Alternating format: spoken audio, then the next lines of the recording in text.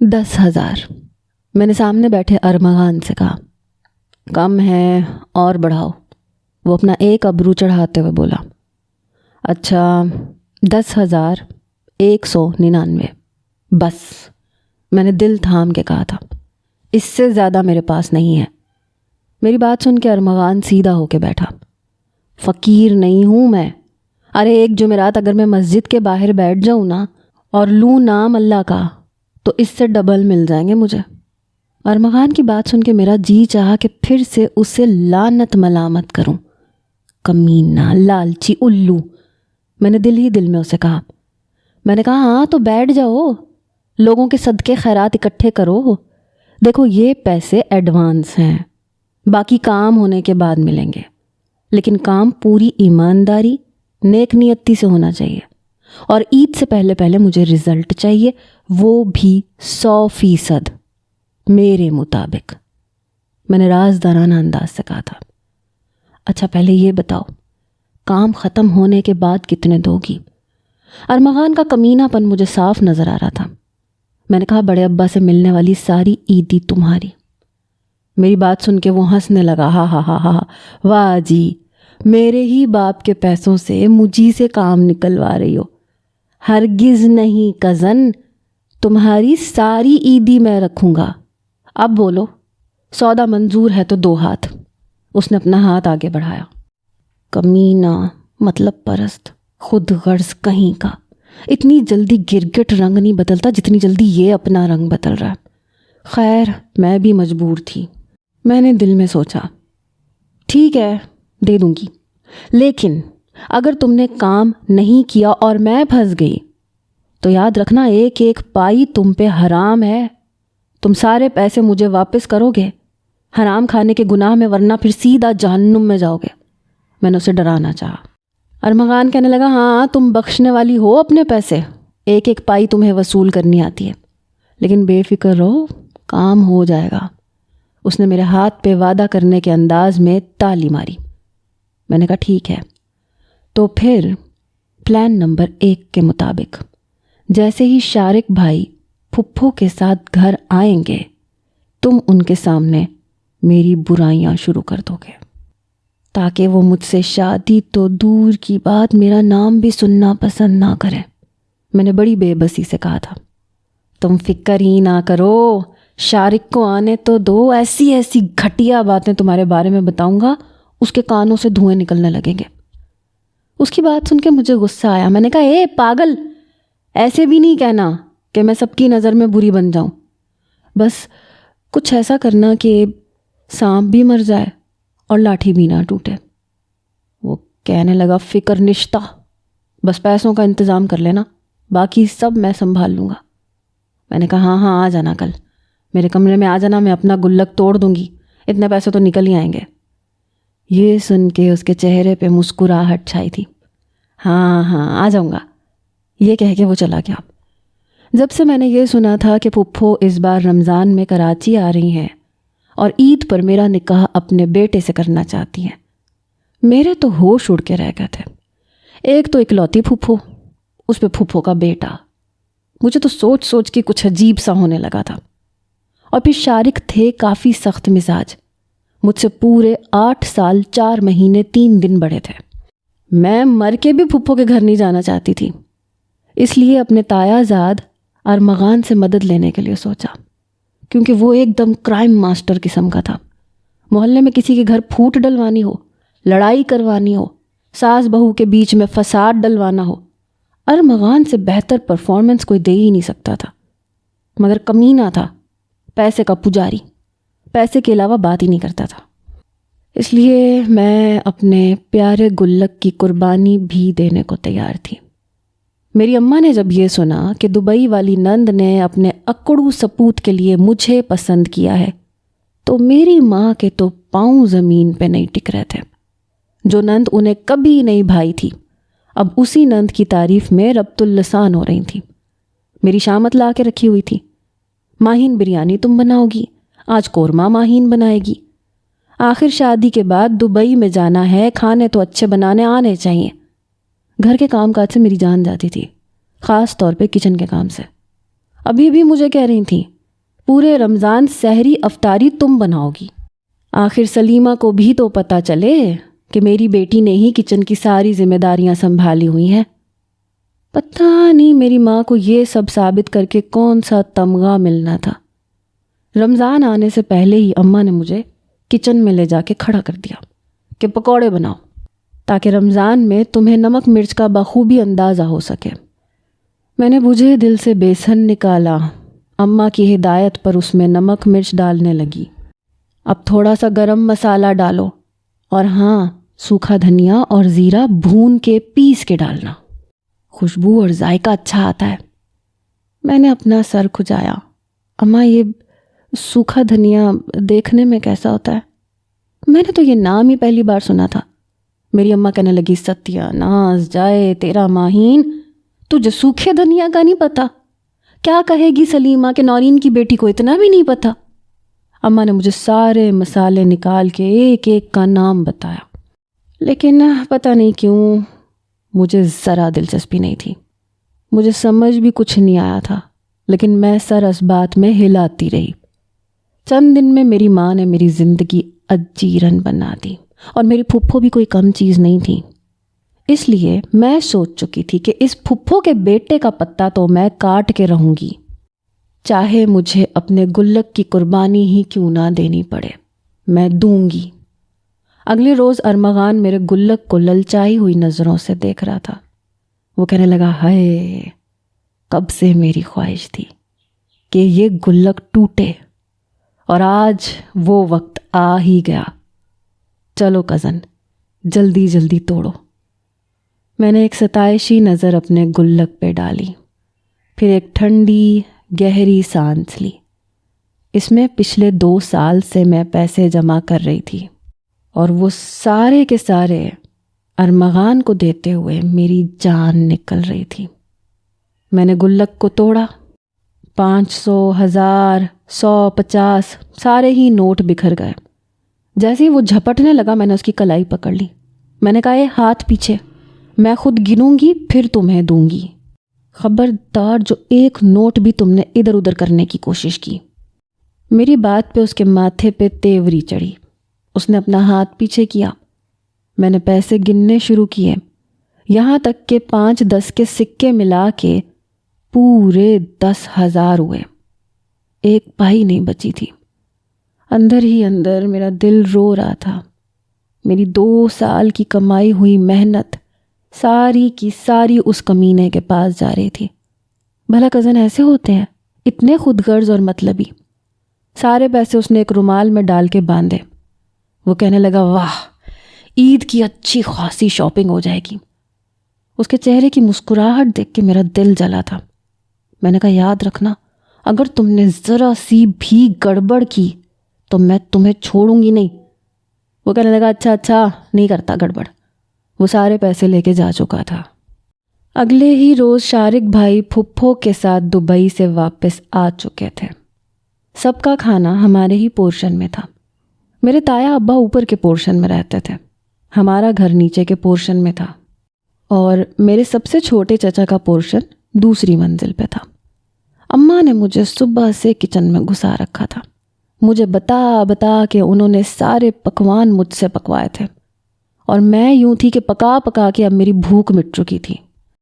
پھپھو کے آنے سے پہلے اماں نے مجھے کڑھائی والا انارکلی فراک دیا، ساتھ میں ہم رنگ چوڑیاں۔ جیسے ہی میں بالوں کا جوڑا بنانے لگی تو میری والدہ کہنے لگی، بال کھلے رہنے دو۔ میں نے کہا، کیوں؟ آج کیا ہے؟ آج کیوں بال کھلے رہنے دوں؟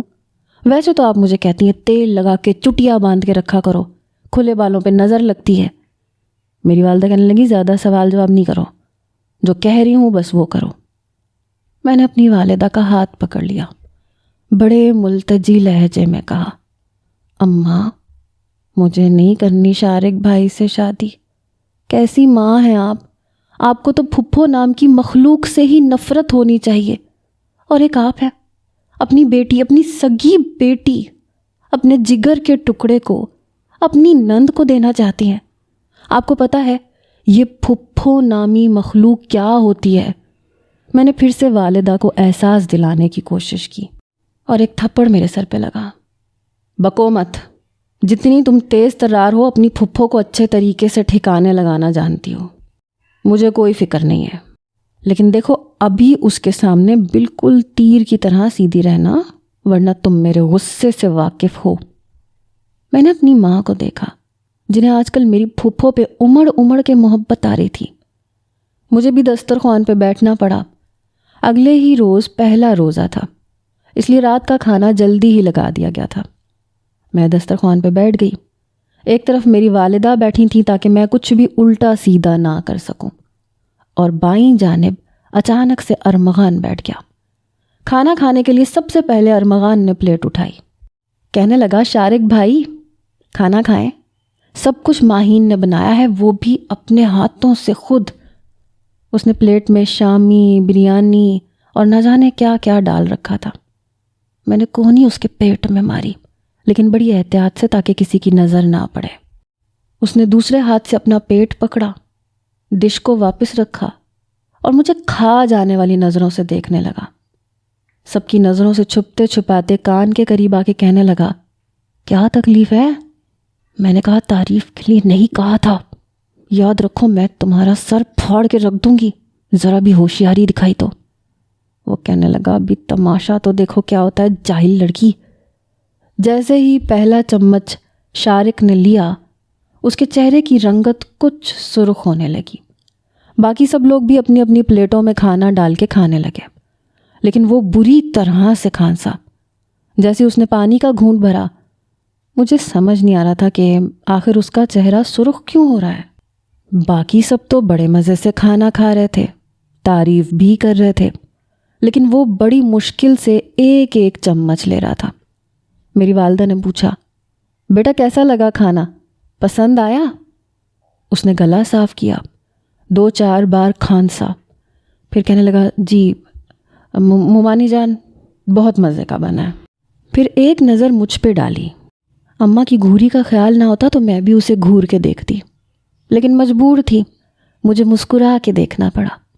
بدلے میں اس نے بھی مجھے مسکرا کے دیکھا، لیکن میں محسوس کر رہی تھی جیسے وہ بڑی مشکل سے ایک ایک چمچ اپنے منہ میں لے رہا ہے۔ وہ بار بار پانی پی رہا ہے، اور میری بائیں جانب بیٹھا ارمغان اپنی ہنسی دبا رہا تھا۔ وہ کہنے لگا، بھائی اور دوں؟ وہ کہنے لگا، نہیں پلیز، بس یہ بہت ہے۔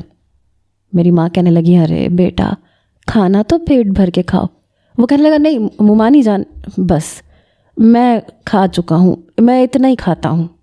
ارمغان کہنے لگا، ارے ایسے کیسے، یہ ساری ڈائٹ آپ دبئی تک ہی رکھیں تو بہتر ہے۔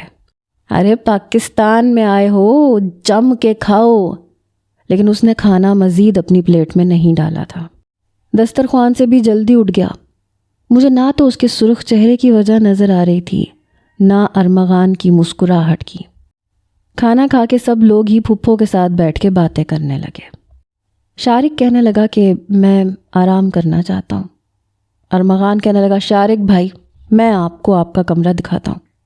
ارمغان کا پورشن اوپر والا تھا، لیکن وہ وہاں رہتا نہیں تھا کیونکہ اوپر کی بنسبت نیچے کمرے زیادہ تھے، گیسٹ روم بھی نیچے بنے ہوئے تھے، اور ارمغان کا کمرہ بھی نیچے تھا۔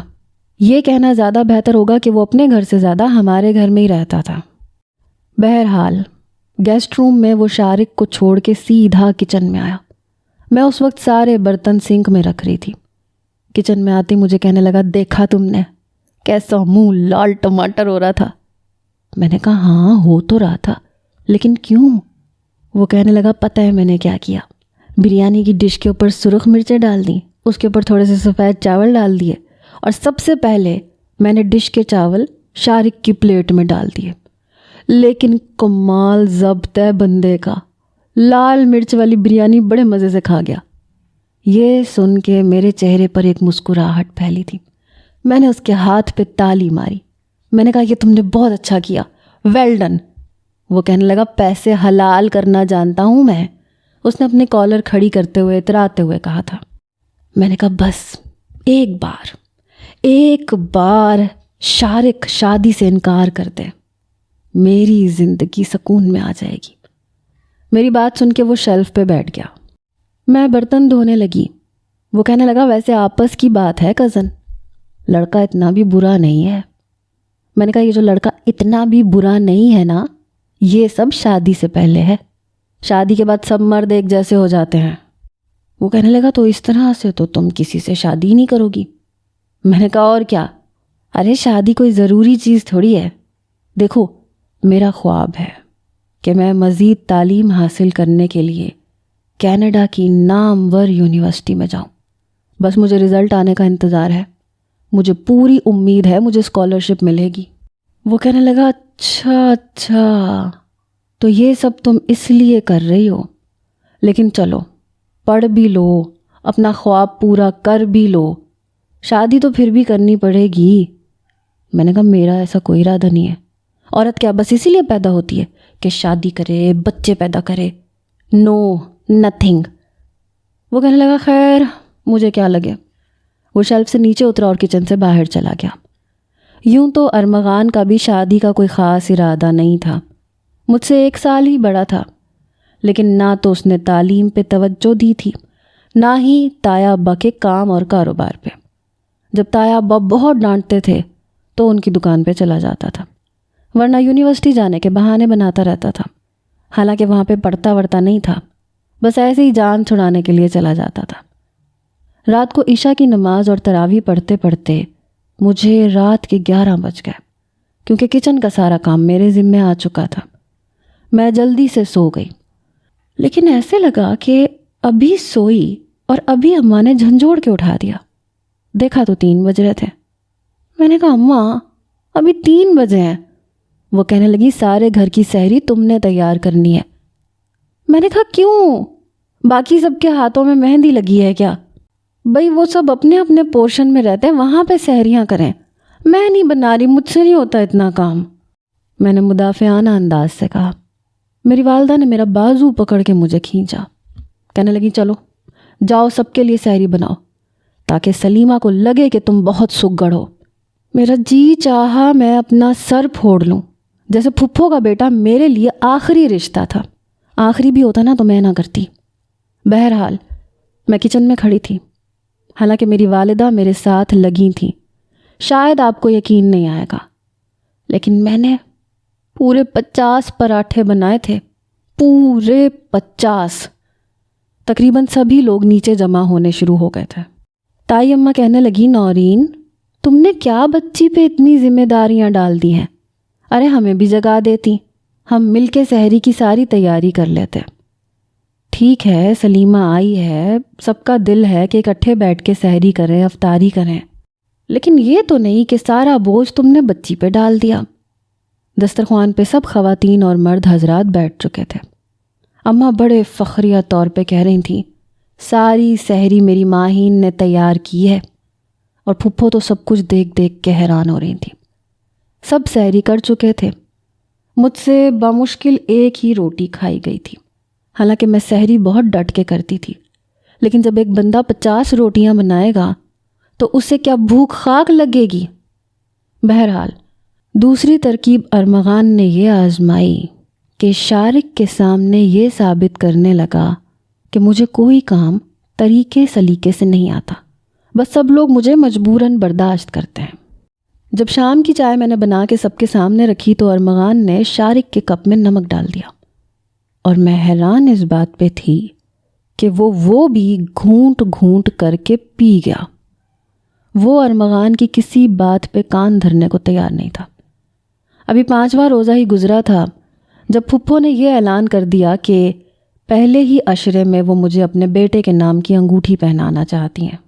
یہ سن کے میں نے کھا جانے والی نظروں سے ارمغان کو دیکھا تھا، جو خود بھی کچھ پریشان تھا۔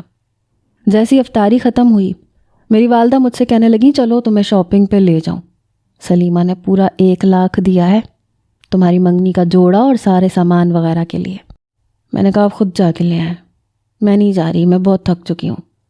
اندر سے میرا دل بجھ کے رہ گیا تھا۔ ارمغان پہ مجھے رہ رہ کے غصہ آ رہا تھا۔ میری والدہ میری تائی اماں کو اور پھپھو کو لے کے شاپنگ پہ چلی گئی۔ میں اپنے کمرے میں بیٹھی رو رہی تھی جب کمرے کا دروازہ کھلا۔ سامنے ارمغان کھڑا تھا۔ میں نے کہا کمینے انسان، دفع ہو جاؤ میرے کمرے سے، باہر کیا کہا تھا تم نے کس چیز کے لیے پیسے لیے تھے؟ پھپھو تو مجھے انگوٹھی پہنانے کے لیے تیار کھڑی ہیں۔ وہ کہنے لگا میں کیا کروں؟ ارے مجھے تو وہ انسان ہی نہیں لگتا ہے کسی جن کا بچہ ہے۔ اس دن مرچوں والے چاول کھا گیا، اب نمک والی چائے پی گیا۔ تمہاری اتنی برائیاں میں نے کی ہیں کہ پوچھو مت۔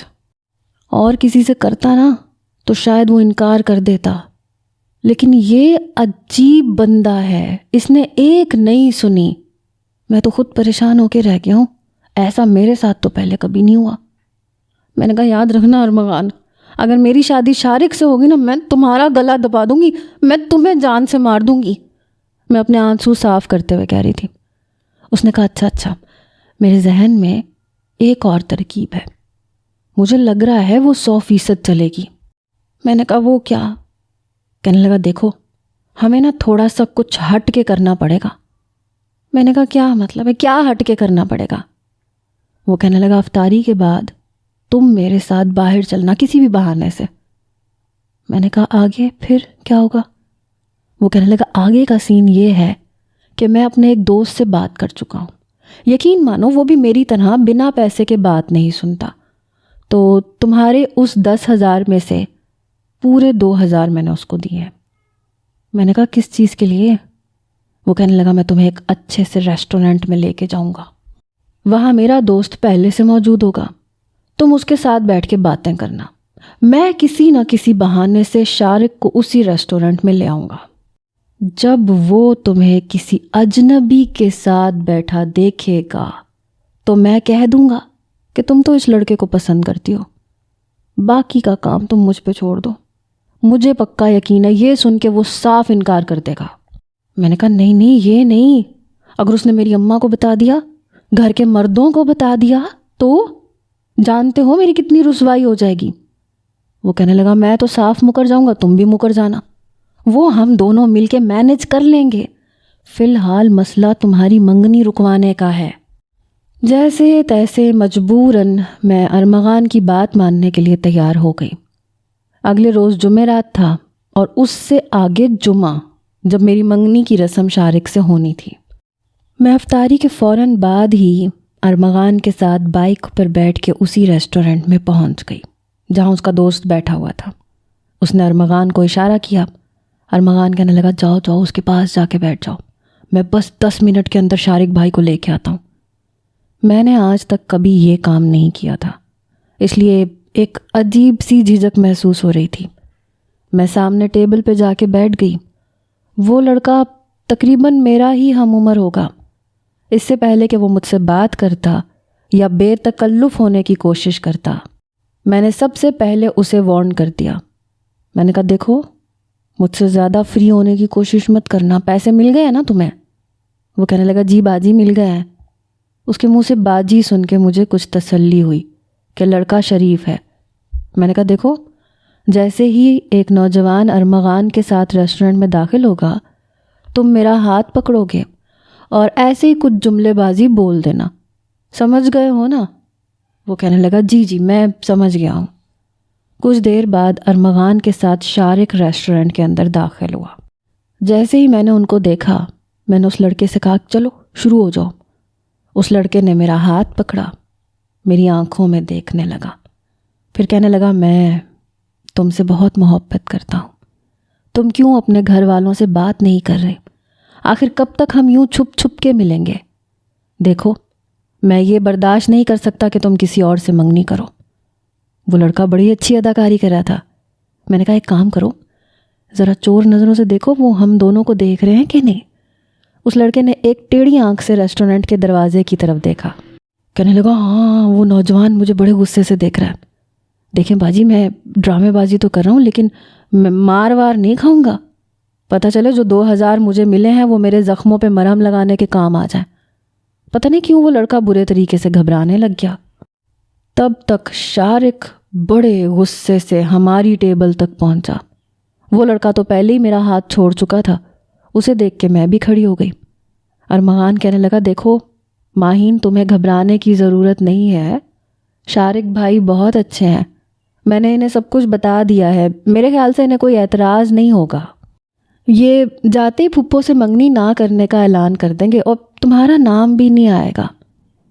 شارق نے ایک غسیلی نظر ارمغان پہ ڈالی، دوسری نظر اس نوجوان پہ، پھر اس نوجوان کا گریبان پکڑ لیا۔ کہنے لگا تمہاری ہمت کیسے ہوئی میری منگیتر کے ساتھ یہاں بیٹھ کے اس کا ہاتھ پکڑنے کی؟ یہ سن کے میں نے ارمغان کو دیکھا، وہ خود منہ کھولے دیکھ رہا تھا۔ شارق بڑے غصے سے اس لڑکے سے کہنے لگا بتاؤ مجھے ورنہ میں ابھی تمہارا گلا دبا دوں گا۔ وہ لڑکا پہلے ہی گھبرا گیا، کہنے لگا نہیں میں ان سے محبت نہیں کرتا، یہ باجی نے مجھ سے کہا تھا کہ تھوڑا سا ڈرامہ کر دو۔ کم بخت، اس نے سب سامنے سچ بول دیا۔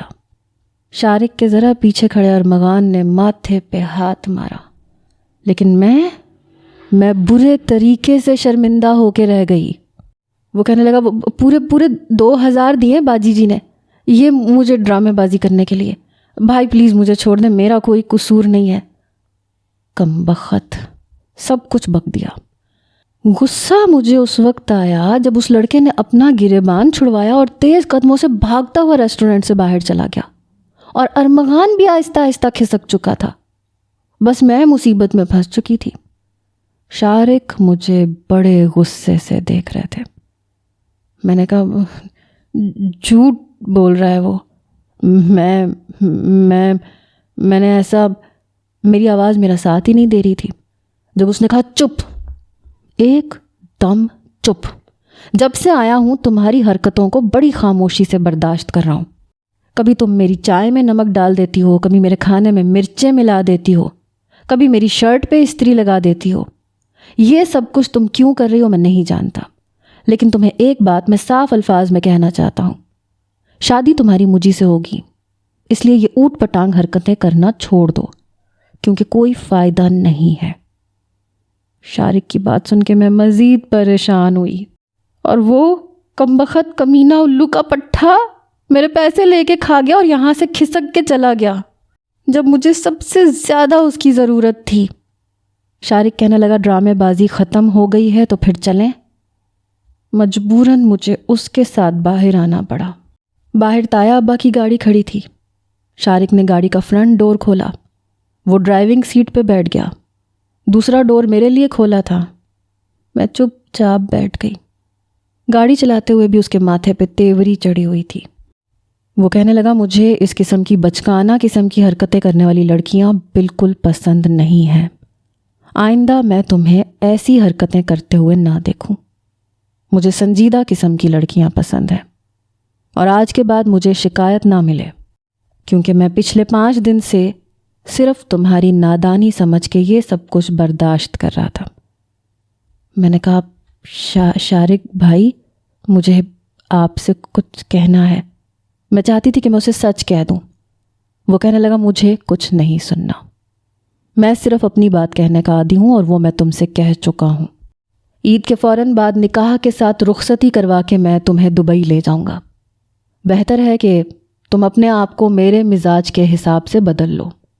میری پسند ناپسند ہر چیز کا تمہیں بخوبی اندازہ ہونا چاہیے۔ میں بار بار اپنی بات کو دہرانے اور کہنے کا عادی نہیں ہوں، اور ہاں مجھے تمہارا ارمغان سے بے تکلف ہونا پسند نہیں ہے۔ ذرا فاصلہ رکھا کرو اس سے، تمہارا سگا بھائی نہیں ہے وہ۔ باتیں کرتے کرتے وہ گھر تک پہنچا۔ میں بڑے مرے قدم اٹھاتے ہوئے اپنے کمرے میں آئی۔ میرے سارے ڈرامے فیل ہو چکے تھے۔ وہ شخص تو ٹلنے کے لیے تیار ہی نہیں تھا، بلکہ اب تو اس کے رویے کو میں اچھی طرح سے دیکھ چکی تھی۔ سب سے پہلے میں نے اپنا موبائل پکڑا اور ارمغان کو کال کی۔ پہلی ہی بیل پہ اس نے فون اٹھایا۔ میں نے کہا بے وفا کمینے، اس لیے پیسے دیے تھے میں نے تمہیں کہ مجھے مشکل وقت میں چھوڑ کے چلے جاؤ۔ وہ کہنے لگا میں خود ڈر گیا تھا یار، سارا کچھ فیل ہو رہا ہے۔ ایسا کرو تم اپنے پیسے مجھ سے واپس لے لو۔ شکر ہے میں نے شاپنگ نہیں کر لی تھی، لیکن میں تمہارے اس مسئلے میں نہیں آ سکتا۔ میں رونے لگ گئی۔ وہ کہنے لگا ماہین کیا ہوا ہے؟ میں روئے جا رہی تھی۔ میں نے فون بند کر دیا۔ شارق کی باتوں سے مجھے اس سے خوف سا محسوس ہو رہا تھا۔ میں جان چکی تھی اب وہ پیچھے نہیں ہٹے گا، اور جس مزاج کا وہ انسان تھا مجھے نہیں لگتا تھا کہ میں اپنی مرضی سے سانس بھی لے پاؤں گی۔ میں ابھی یہی سوچ رہی تھی جب ارمغان میرے کمرے میں آیا. مجھے روتا ہوا دیکھ کے میرے برابر میں بیٹھ گیا. کہنے لگا کیا ہوا؟ کچھ کہا ہے تم سے شارق بھائی نے؟ پتہ نہیں کیوں لیکن میں بے ساختہ اس کے کندھے پہ سر رکھ کے رونے لگی. میں نے کہا مجھے اس شخص سے شادی نہیں کرنی، پلیز مجھے بچا لو ارمغان، پلیز. تم نہیں جانتے وہ مجھ سے ہنسنے کا حق بھی چھین لے گا. لیکن میں نہیں جانتی تھی کہ اچانک سے کمرے کا دروازہ کھلے گا اور